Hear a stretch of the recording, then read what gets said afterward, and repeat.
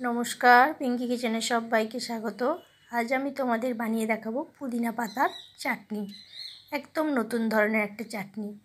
দেখো, এখানে আমি পুদিনা পাতা নিয়ে নিয়েছি এক মুঠো ধনে পাতা, একটা পাতিলেবু, 1 ইঞ্চি আদা, 2টা কাঁচা লঙ্কা আর 2টো বড় সাইজের টমেটোকে কুচি করে রেখেছি। এবারে এইগুলোকে সমস্তটা আমি মিক্সারের এই বাটিটাতে বেটে নেব।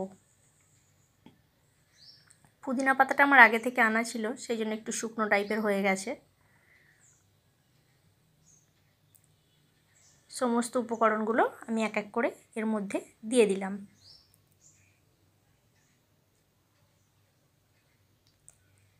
ভিডিও তোমাদের যদি ভালো লেগে থাকে লাইক কমেন্ট শেয়ার করো। যদি আমার চ্যানেলে নতুন বন্ধু হয়ে থেকো তাহলে আমার চ্যানেলটা সাবস্ক্রাইব করার অনুরোধ রইল।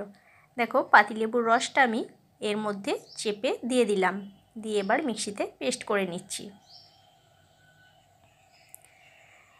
কিছুটা পরিমাণে পেস্ট হয়েছে। এবারে এই পর্যায়ে দিয়ে দিচ্ছি 1 চামচ মতো গোলমরিচের গুঁড়ো আর স্বাদ মতো বিট লবণ 1/2 চামচ মতো। আবারও একবার মিক্সিতে আমি এটা ঘুরিয়ে নিলাম। এবারে একটা বাটির মধ্যে এটাকে ঢেলে নিয়েছি।